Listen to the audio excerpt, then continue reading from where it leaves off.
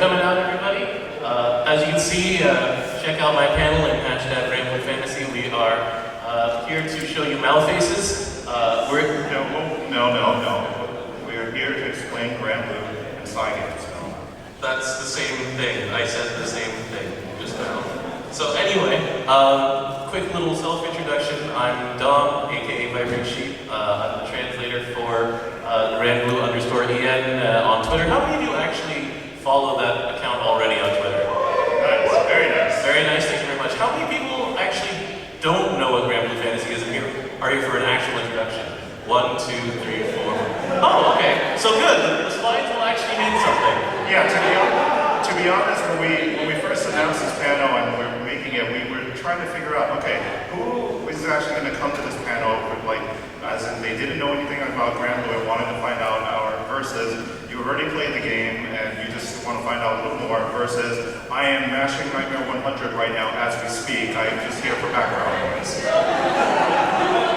I'm actually in his raid right now.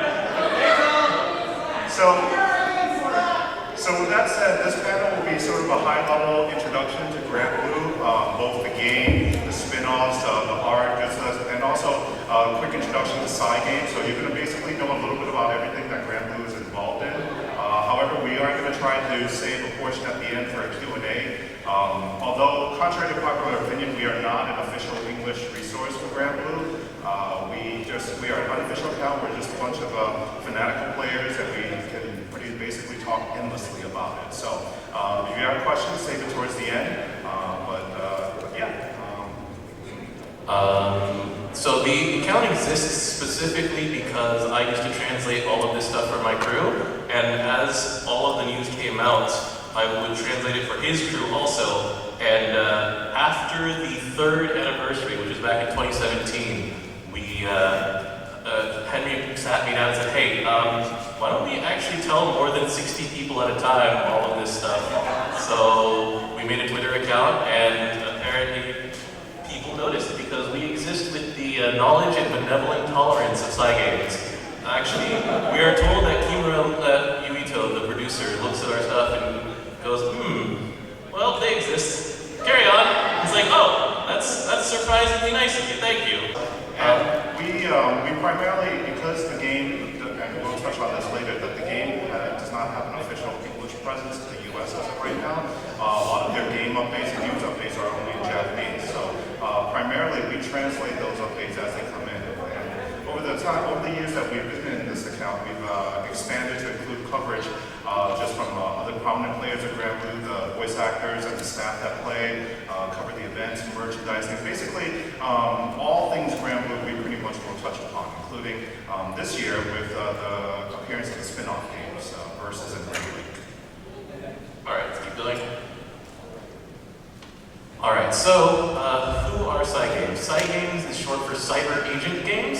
Cyber Agent's like a tech company, but Rage of Bahamut was their first game. Did any of you actually play Rage of Bahamut way back when it came out? 1, 2, 3, yeah, a small handful of you. The thing that happened with Rage of Bahamut is that it was it's still going on, it's very cheap to maintain, but yeah, they also do several games which are still being maintained but not really out in the US. So Rage of Bahamut's not officially out in the United States anymore. We have Cinderella Girls, which is not officially supported in the United States. And then we have Granblue Fantasy, which is also not officially supported but has English. Then we have Shadowverse, which is out in English and out officially on a bunch of different app stores. So it's in America, it's in Europe. Dragalia Lost, which is done in association with Nintendo, and so that's out in all of the stores as well. And Princess Connect Redive, which they want to, they said in interviews that they want to bring that out, but it's a lower priority, it seems like, compared to all the other stuff. But yeah, so. And before anybody calls us out on it, there is another game that is still in development, Uma Musume Pretty Derby. However, this particular slide has indicated current active games, so we can only keep hoping. As I like to tell people right now, that Uma Musume, it's a really good anime franchise that has concerts as well. Mobile game, ... Keep moving. Just keep moving. Keep moving. What? I don't think they did KOF. Keep moving. Yes. To be honest, Cygames has actually worked on a lot of other smaller mobile game titles that have been shuttered since. So, but these are considered their main ones. These are the ones that Cygames is definitely known for. Yeah, there's like a Three Kingdoms puzzle game that died. There was like Little Noah. There's actually currently an active Dragon Quest spin-off as well. Okay. At least on their site. But more than just games, Cygames actually has been branching out into other forms of medium of entertainment. So, anime. Well, anime projects. Cygames has increasingly been involved in more anime productions as of recently.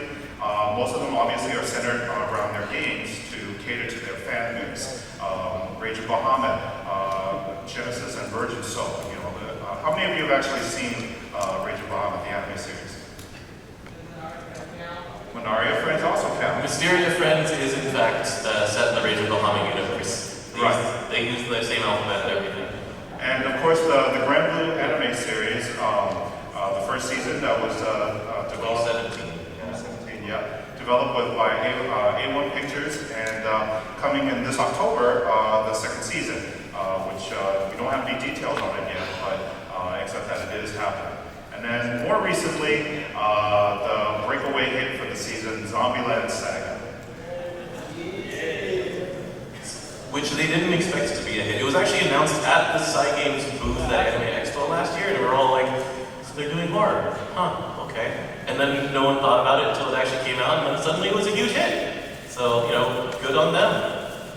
And besides being directly involved in the anime productions, they've also set up, I guess what's called a funding group, where they'll just sort of chip in money or some other resources to fund various other anime titles. So sometimes you'll be watching a title and you look through the production credits, you'll suddenly see a random Cygames logo. Like the other day, I was watching King of Prison, which is I can basically sum up as idol skating boys.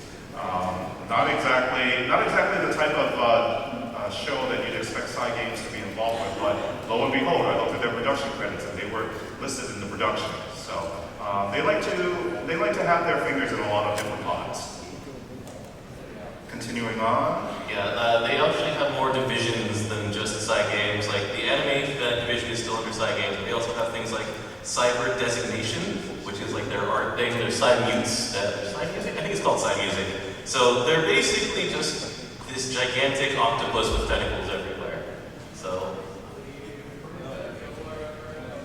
just keep moving. Keep moving. So yeah, they're actually expanding. They started with phone games, but they are doing more and more recently. Like they're expanding out. So they funded the Zone of the Enders remake, which people totally didn't expect. Like they were like, why would Cygames be in on this? But they also were behind VR for Zone of the Enders, but we now have 3 console games that Cygames is working on, and then those are the announced ones. They've also hired the Senran Kagura producer, Takaki Kenijiro, thank you. And he's just making an unnamed game for them right now as well. Like, they work with Arc System Works, they work with Platinum Games. Project Awakening is all their talent, I think it is, all in-house. And so they're very, very, very invested in the whole expansion of their brand, not just Granblue Fantasy. And originally, like everybody at Cygames are avid console game players.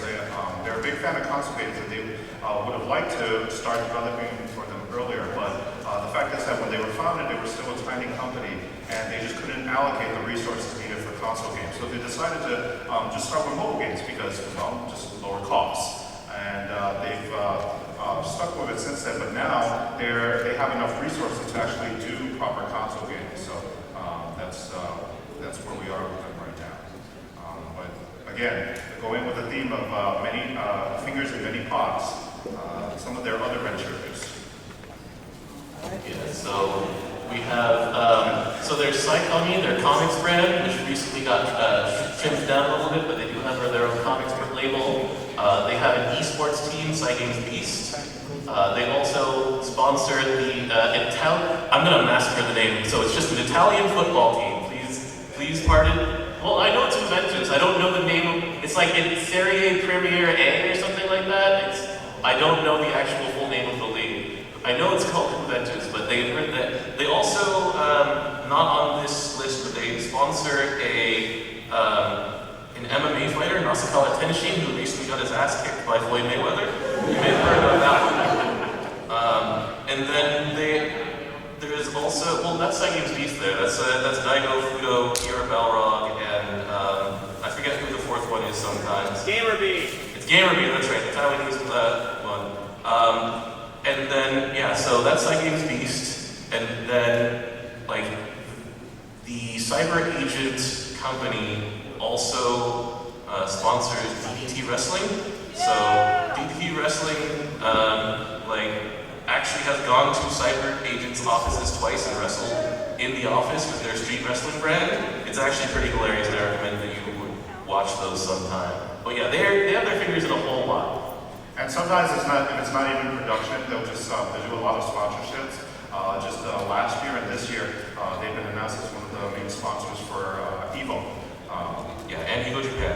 Evo Japan. So now that they actually have some console games that can come out internationally, we can only expect them to make their presence. This year's going to be very important that they'll make their presence a lot more known. But so yeah, that's a quick summary of Cygames. Because a lot of people, they may know their individual games, but the Cygames up until now just really hasn't been known outside of Japan. Although within Japan, they are considered quite the juggernaut. Moving along into the main focus of this panel, what kind of game is Granblue Fantasy? Out of curiosity, how many of you follow me on Twitter and see the shitposts that I do that are just the quote in air quotes, what kind of game is Granblue Fantasy? And then just like a screenshot of the game that just shows how silly this game can be. Like you have bards holding like hug pillows, you've got all sorts of silliness. Anyway, so what Granblue Fantasy is, it's a mobile RPG. So it works in browser, it also has a phone app that is it's a shell for a browser. And what they've done with it is that they've taken aim at the nostalgia generation, because Final Fantasy is not the same game that a lot of people grew up with anymore. And so for people who grew up with, say, Final Fantasies 4, 5, 6, Final Fantasy Tactics, things like that, they took square aim. I'm sorry. It's because I'm sitting next to you. I hate this. I hate when you have made me. Was that a No, it was not. Was that a pun? Oh, no, I would never have a pun in the past. All right. They've taken aim at that generation because they've hired Hideo Minaba, who was the art director for Final Fantasy Tactics. They brought in Uematsu Nobuo, who is the composer for so many Final Fantasy games, up through, I think 10 is one of the last ones he did. And so, they have that timeline of going through like the mid-80s through like the end of the 90s, and they said, all right, people who played RPGs during that era, you will recognize this. So they're doing 2D sprite animation instead of doing like gorgeously rendered food in 3D, which was Final Fantasy 15's big draw. It's like, they don't really, no, never mind, I was gonna say that they don't have a fishing minigame, that's a lie. But yeah, they brought in the music for a lot of people's nostalgia. They have fully voiced dialogue, which is kind of unheard of in a lot of these, not console games, in these mobile games. Like a lot of mobile games, they'll just be text and only certain things will be voiced. And they have like very simple like press button, get ability, press button, everybody attacks style of combat. It sort of harkens back to sort of the older days before, you had things like programming your Final Fantasy 12 party to do certain things, or like your Final Fantasy 13 party, which sort of just did their own thing while you just had your hands off. They've gone back to like a very simple 2D style of RPG. Like, they've made it deep enough that people stick. They make it so that, there's 10 weapons that you need to collect to make a grid. There's 5 summons that you do for a grid, and then you do that for each of 6 elements, and then you tailor your teams to certain things. Like, it's very complicated in that way. But also, as you can see just in the picture there, they also have a diverse cast that designs, like they design in order to appeal to all sorts of audiences. People who like, you know, animal ears, people who like short stacks, people who like the original, one of the producers was on camera and he said it's really nice for people to have a lot of different fetishes. Like, he's actually said that before. He's no longer the producer, he produces the side thing anymore. But you know, like that's stuck with the audience. And it's like, do you like dragon horns? There, we got those. Do you like what else is on that picture? Do you like hobbits? We have hobbits. Do you just also? Oh, what? We won't discuss the open back. We'll talk about that.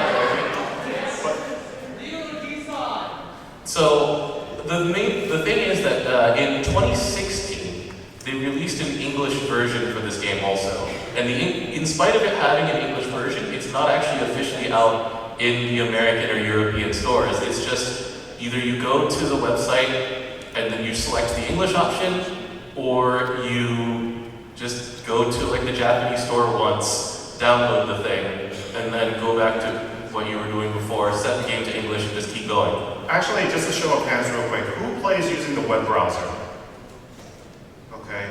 Who plays using the mobile app?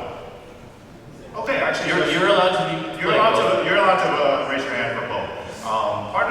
Part of the appeal of Granblue is that it can literally be played on almost anything. If it has a web browser, it can most likely play Granblue. There are people who play Granblue Fantasy on their fridge. Have you seen that?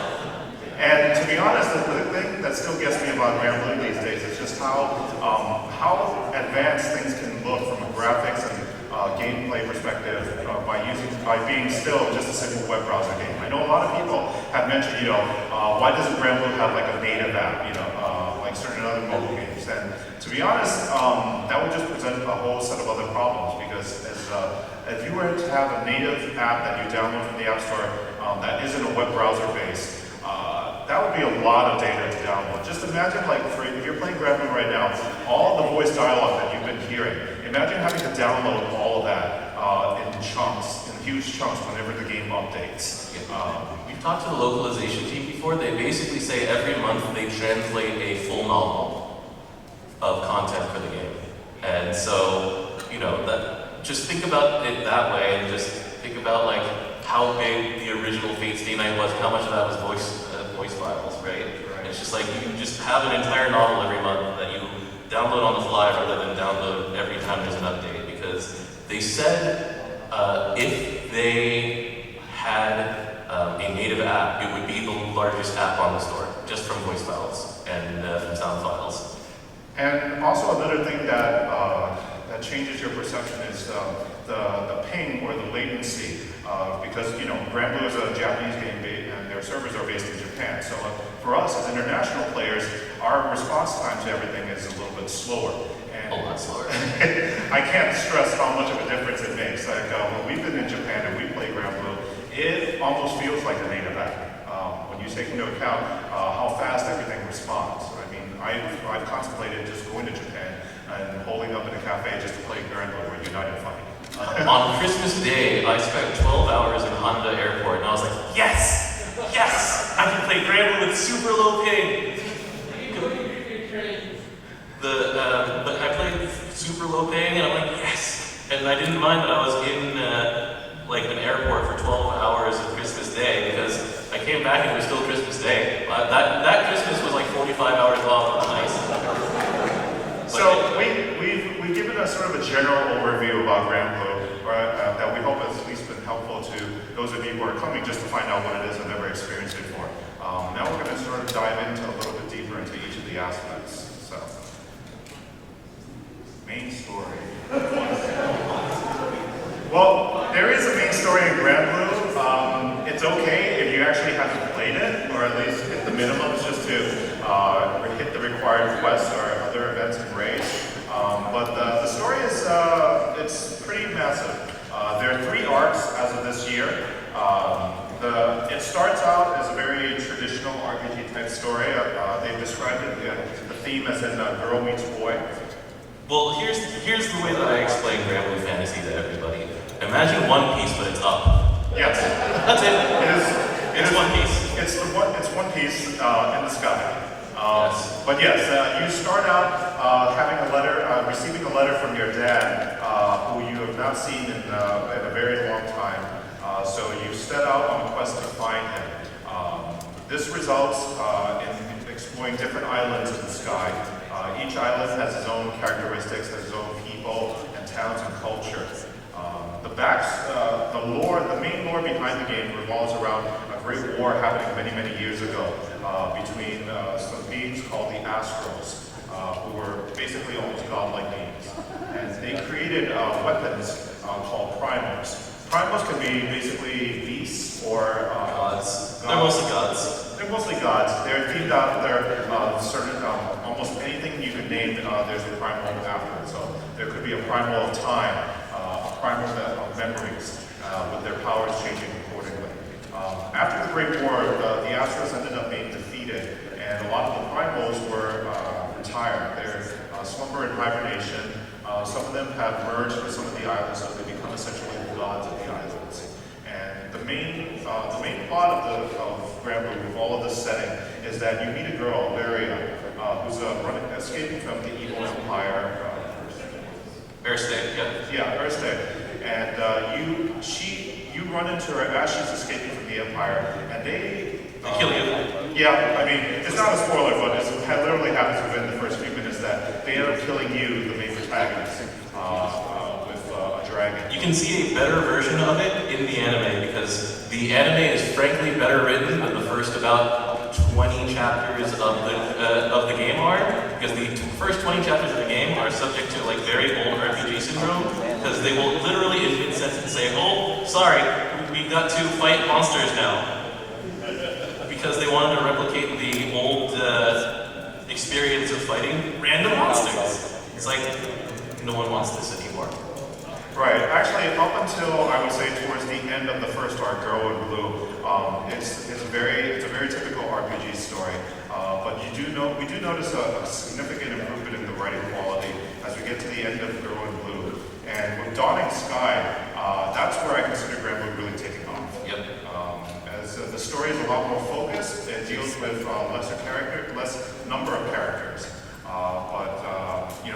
We really don't want to give away too many details on the story. So let's just keep moving. Yeah. So, besides the main story, we have events in the game, the life and blood of every mobile game. There's always at least one story at the end of every month. The story tone can vary. Sometimes it's comedy, sometimes it's tragedy, sometimes it's comedy disguised as tragedy, and vice versa. Sometimes it's literally Code Geass. Well, actually, no, that's right. We do have literally Code Geass coming next month. There was a previous one that I was thinking of that was Code Geass, but with JoJo's stands.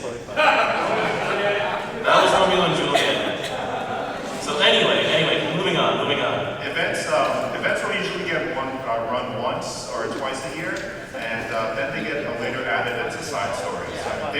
There's been a lot of story events in Granblue. Hence, that's the reason why they created side stories, because before, when they didn't have as many events, they could regularly rerun some of them each year. But as they started making new events, they're like, hey, we need to free up our schedule to continue having new events, but how are we going to let newer players be able to experience some of these older events?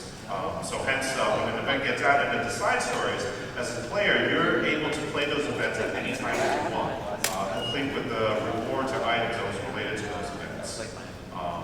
Besides that, we have the seasonal ones, traditional ones, and summer. There's always a summer event, and the summer event always involves hunting down some kind of delicious seafood. So, all right, let's see. Do we have anything else on this one? I think. There's Cygames being a very influential company. When they do collaborations, they tend to aim big. So they've had the biggest well-known collaborations have been more recently Love Live. They had the Aquas collaboration last year. This year they do OG Love Live. But coming up next month, actually, there's a Code Geass collaboration. Last year they had Persona 5. The thing is that until this year in last year, they aimed once again very squarely at the mid-90s crowd because they did things like Samurai Showdown, Sakura Wars, Slayers. It's like, Slayers hadn't been a thing since the 90s. Like, hey, Slayers is back! Everybody come on! Although they did release a new Slayers book, like, recently. But anyway, yeah, once again, like, anybody who was a fan in the 90s, it was, like, Granblue was for you. And then now, we have much more, like, modern fandoms that are coming in. So people come in for Token Ranbu, people come in for, like, Love Live, Attack on Titan, things like that. And the nice thing is that they go, the collaborations are not just simply like, oh, you know, we're going to have these anime characters in the game as gotcha as event characters, or we're going to have just a theme song in there. And sometimes, usually Cygames will go the extra step. Like for example, in the Persona collaboration, they actually made an original boss music track that follows the style of the Persona music. They basically remixed the Ultimate Bahamut theme with, or the Bahamut theme with, and done it in the Persona style. We're imagining, and we're expecting something similar with Code Geass. Some iconic tracks are going to be used in the game. I personally hope that Sudoku spin kicking is a song. So, another thing to mention about the collabs is that, like, as Granblue gets more popular, Granblue goes into more things too. Like, they have twice been involved in, like, McDonald's promotions. You could have gone to a McDonald's in Japan and said, I want a Grand Burger, and they would give you a Grand Burger. And it's like, you would take a picture of that burger and you would get in-game prizes. And like, this is one of those things that Cygames has been really proud of. They're like, this is a tentpole for us. Like, this is crazy that our game is at McDonald's. You can go up to them and just say, hey, I would like my Granblue Fantasy hamburger now. And they would give it to you. They had 3 different kinds of Granblue Fantasy hamburger that you could buy. But besides the events, we felt that this next slide warrants its own discussion. The anniversary events. So, how many of you started playing during any of the anniversary events? Okay, first, well, let's see. The third anniversary. The third anniversary is the reason we started making this account, and because they got a huge number of new players for those things. Because, for one thing, the easy way to explain the influx of new players during the anniversaries is that they give away like 14 days of free stuff.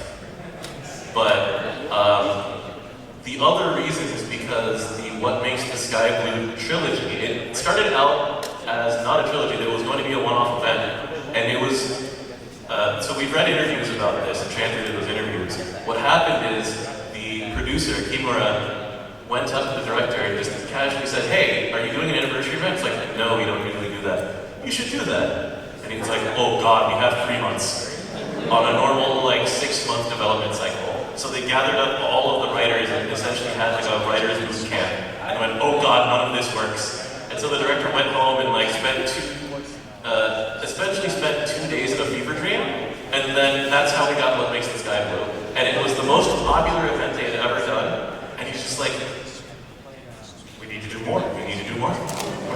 It was originally intended as a one-off, but after they saw the reception from fans about everything, they went ahead and decided to make it a trilogy. So fast forward to next year, where we had What Makes the Sky Blue 2, Paradise Lost, and this was even bigger. Between some back then controversial story decisions and just the amount of people playing it, they realized that they really had something special on their hands. So a lot of expectations were placed on them afterwards to how to finish this trilogy, which we got that 2 months ago, and it was even more popular, and that's where we are now. It was basically 2 events worth of content. The story, they told it this was the longest story we've ever had to write, but it wrapped up a lot of points, and it was they pulled out all the stops for it, and it was a show. And essentially everybody who's been involved with that says, I hope it becomes a movie. I would like this to become a movie. Can we make it a movie? Let's make a movie. So, yeah, that's What Makes the Sky Blue. It's produced some of their most popular characters, and by that I mean their most popular characters are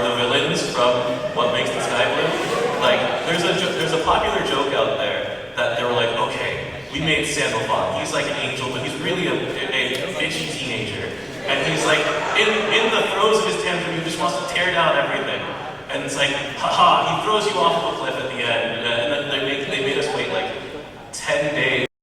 We're like, ah. Anyway, so they're like, yes, we've made a villain. And everyone's like, we love our little Woogie. They're like, he's so misunderstood. And they're like, okay, we'll make him playable. But in order to make him playable, we're gonna need an even worse villain. This guy is like the sleaziest, slimiest thing that you've ever seen. He like walks up to you and he's basically like walking up with a big tub of KY jelly. He's like, hey, you want some of this? And then it's like, there's no way the players are gonna like him. And everybody's like, we love this, we want him. And they're like, what can we do? So, you know, like, so if you ever have seen any of the Granblue Fantasy merchandise out there, there's about a 50% chance that it's either one of the Dragon Knights, who are their like traditional pretty boy groups who are very, very well like aimed at the like Ikemen stereotypes. And then after these anniversary events, immediately their merchandise mills switched over. It's like, okay guys, we're done with knights. We're not done with knights, but here you go, everybody, angels. And everyone's like throwing money at the screen. Like anything Belial on the secondary market is something like a 300% markup right now. They made like a Belial like plastic box top, and it sells on the secondary market. Like you could get these in crane game machines for like, well, you're not actually going to get them for 300 yen. You're going to get them usually for like 1,500 yen or something like that. They sell on the secondary market for like 12,000 yen because people can't get enough of their dirty, slimy man, angel man. Is it fair to call him a himbo? I'm not sure on the like. Anyway, whatever. The point is that they can't get enough of these characters, and they keep going back. Now, with that said, they've said in interviews that next year's anniversary event will most likely be a new story, because essentially the What Makes the Sky Blue trilogy has been Sandalphon's journey, and with 000, that his journey is complete, so they really can't really do anything else with it. But you know, nothing is ever taken as final, so we'll just have to see what happens next year. Yeah, the blessing and curse of a game like Granblue Fantasy is that since they keep updating it, nothing's ever going to end until they actually close down the servers, which at this point is going to take many, many years. All right, the art. You chose this. I hate you. I hate you because you chose this page to aim at me and I feel attacked. I have no idea what you're talking about. I hate you. So some of us have more biases toward certain characters than others. So I'll have you know that my name on Origins is no longer Dragon Tail Linger, okay? It's no longer Dragon Tail Linger. Hey, at least you can hate yourself last week at Anime Central. Keep going, just keep going. I saw you looking at that tail. I took a picture of that tail. She let me. What? Interesting. I will continue. Moving along. The art design, as Don stated before, the art designer for the Granblue game as a whole has been Hideo Manaba. He's been more known for Final Fantasy Tactics, but is he also the briefly default character designer? I can't remember. Might be.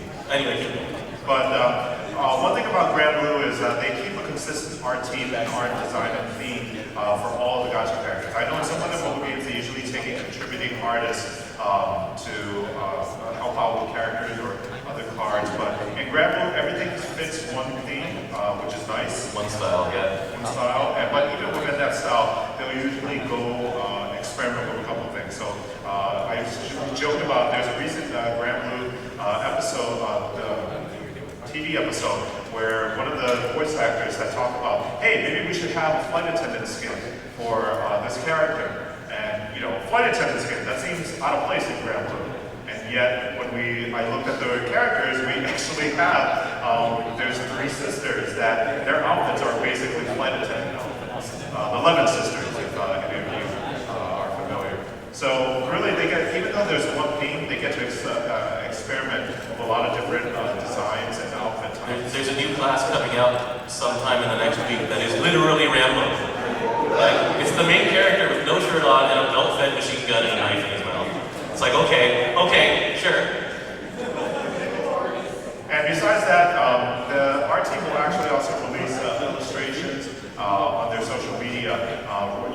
celebrate events. And Fukuhara himself, he'll also do his own sketches. So there's a lot of art out there in the game. There are 7 main art books available. Is it 7 yet? Well, it will be 7 next week because the 5th art book set is going to be coming out next week. So let's keep moving. So going into the theme, there's catering to multiple tastes. In the game there are 5 different races. We have the humans, they're conventional. We have the drafts, which are modeled after dwarves in other fantasy games. But like the thing is that their sexual dimorphism is crazy, where all of their males are like 7'5" and made of muscle, and then all of their females are like 4'4" and made of breasts. And so, you get 2 different flavors there, and then you have runes who are made of armpits and backs, and fluffy ears. You have Harvins who are, fantasy hobbits, and then you have Primals who are just whatever they want to look like. Primals is sort of the catch-all, if we're talking about like art style or design taste. Like, it pretty much runs the gamut. Some of them are Greek gods, some of them are Persian gods, they're dragons, there's a ball of string. There's one that's an anteater with a pillow and wearing pajamas, and it's adorable. Yeah, they just do everything they want with Primal. And then we have one music. Yeah, that's true. So next up, we've covered the music a little bit. So they have like traditional RPG music, but they also have like their own rock band. And we've actually seen that rock band live twice now, I think? Yeah, twice. And they're awesome. We have like character singles. So the history of their character singles, like they have characters singing in, they wrote actors singing in character. It started out as an April Fool's joke, where they were like, oh, wouldn't it be funny if Granblue Fantasy had an idol group? That single has now gone gold. Like, they have sold over 500,000 copies of it. And they're like, okay, all right, this was a joke, but now we're going to sell more of these. So they release 1 a quarter now, and a lot of them are very popular, not just because they will give you a code for something in-game, but because, people are following their favorite voice actor, voice actress, and that they're singing in a character who's a favorite character. Yeah, and the character songs don't usually fit with the theme of the character, but they run the gamut from genres covered. I mean, we've had, pop music, we've had a very blood-pumping rock song about underwear. There's an EDM Christmas song. Yeah, there's just everything. But the main music itself is, very, it could be orchestral. They've had two years worth of orchestral performances in the previous years. And they're trying to think about how they can fit in more soon. Like, that's been a request for previous years. They're like, can we do the orchestra again? They're like, that's really expensive. But eventually, going. Let's just move on. We've already talked about it. Like, the combat's super basic. It's not taught to you very well yet. They're spending the next couple months improving the tutorial. So when that improves, we'll update this slide. But for now, let's move on. Yeah, I mean, one thing, the gameplay is usually what puts off a lot of newcomers to Granblue because they think it's super complicated. When the most prominent example being the grid. If you've only been a casual game player in general, and then you start to dive into Granblue, and you find out it's like, oh, I need 9 weapons in there, and they need to match. How do I make the numbers go up? For this, it's basically summed up as that each weapon has a skill name, and each summon has a name as well. You match the names together, your numbers will go up. That's really the most basic ways of improving yourself in Granblue. After that, though, you start getting into like, well, what if this weapon comes in instead of this weapon? Like, people ask us that all the time. We're like, we don't know. We are not calculators. There are calculators out there. Please help. And this is also where we see a lot of dichotomy because you have the players that are competitive. They want to do more damage. They want to be the top of the race, the esports crowd, quote unquote. Versus the people that are just playing for the events. They read the story. They want to get more of their favorite characters.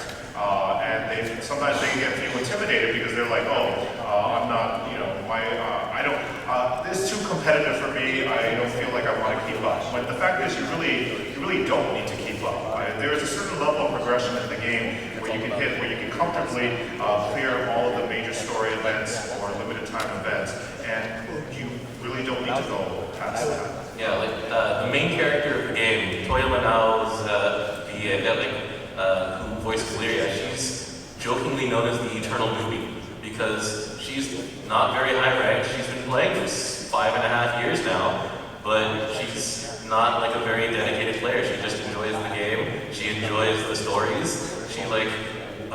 She will watch the events play by in bed and sometimes wake up with her phone on her face, and then no one says anything negative about her because she's just as much of a player as anybody else is. She has, her favorite husbands, and she enjoys the music, and nobody says anything because she's Lyria. Who would ever want to insult Lyria to her face? If you are someone who doesn't like Lyria, then you are a terrible person.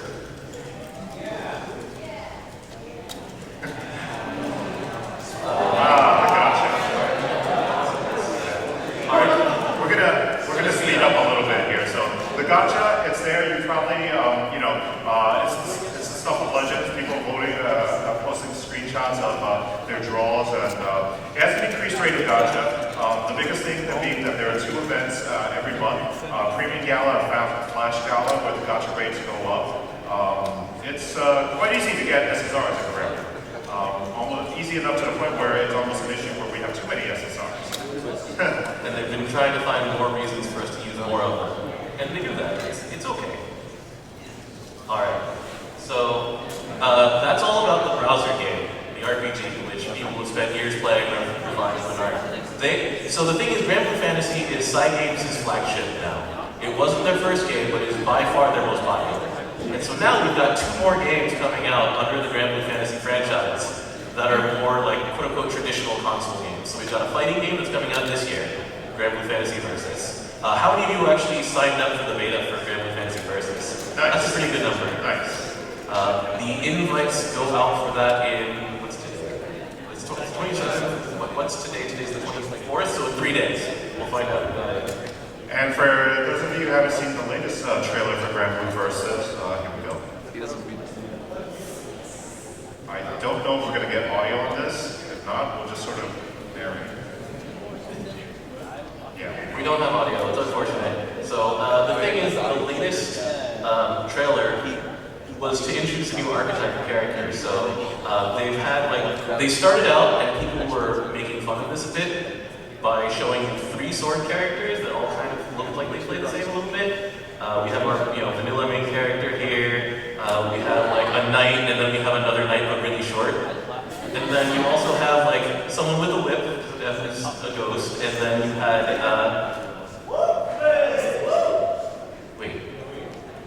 it was Luane was the 6th character revealed. It was oh yeah, we had 4 characters who were sword characters. I'm sorry, there were so many sword characters. But anyway, so now they started adding a few more, and so this one was done in the style of a wrestling announcer. And so you have your own TV station logo on the top right, and this one introduces La Diva, everybody's favorite wrestler, and also a great mom. This one is a good showcase for just how well the game is translating over to a 3D realm. And let's see here.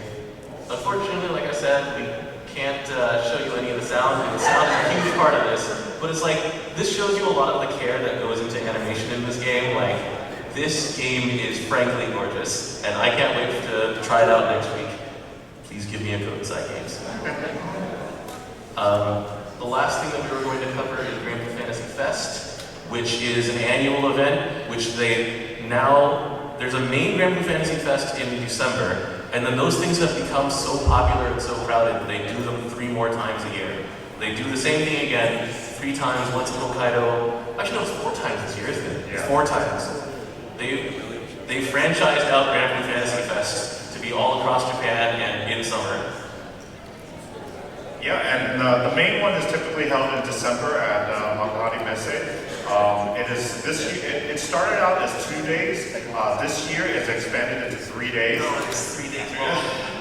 For 3 days, it's a lot because to get an idea, I guess the closest equivalent of Granblue Fest here in America is BlizzCon, where and you have so many things focused on just on one game here. We have attractions, and there's a cosplay area. There's obviously merch. They have their own freaking roller coaster.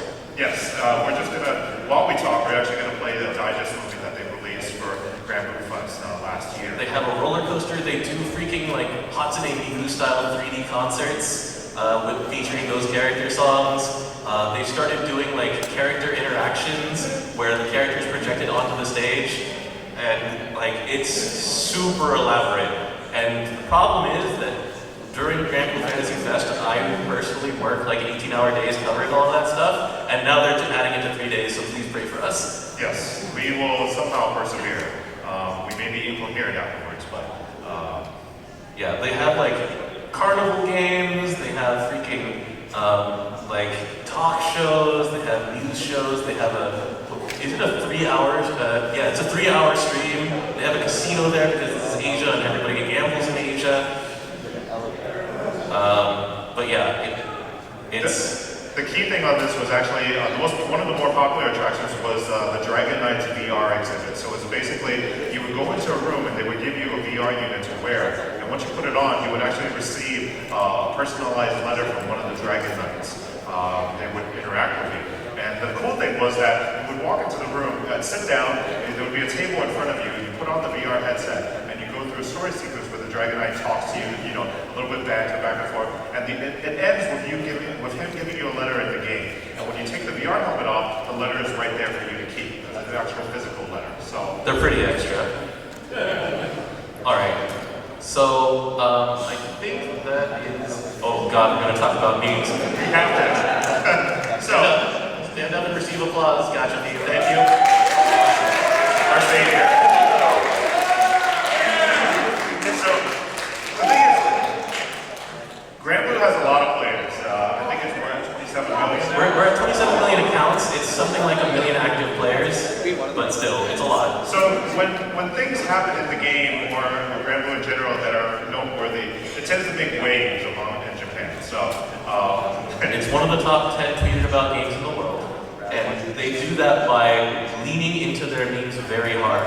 Like, there was a meme for a long time about, hey guys, this gorilla at the zoo looks like a handsome dude. And they turned that into their own event. There's an event called Handsome Gorilla. And, they just decided to add a gorilla to the game. And everyone's like, okay. And then they would play the event and they're like, oh, this was really well written. Okay. And then, you have like the existence of Melion who went super viral. Like, oh my god, look at this thing that Valiel said. How did they get away with this? More recently, we have a new type of quest in the game, Premium Friday. For those who aren't familiar with the concept of Premium Friday.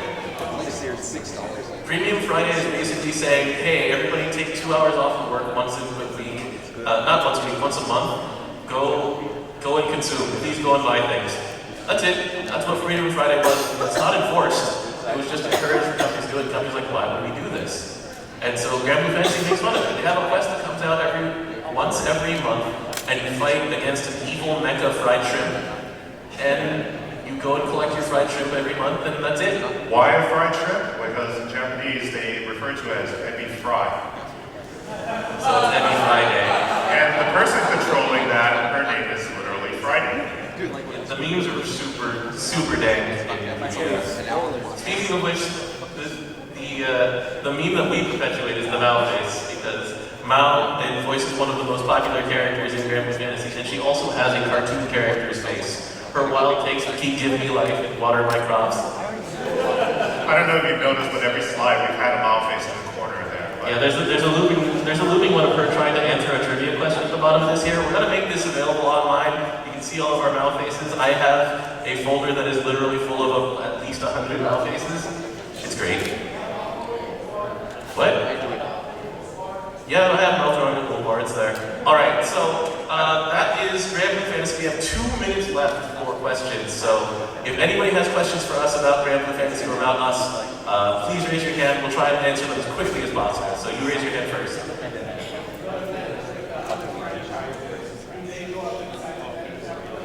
So the question is about the events with other franchises, the collaboration events. The question is if they come back. The answer is sometimes. So, the thing is that that is not necessarily always in their control. So a lot of them have come back. So the Love Live, for example, is inside stories. The Idolmaster Side M is inside stories. I'm trying to think what else is back. The things that have not come back include Slayers, Street Fighter, Samurai Showdown, things. So they come back when they can. They don't always have control over that. But, you know, Cinderella Girls hasn't come back in like 2 years and people are starving.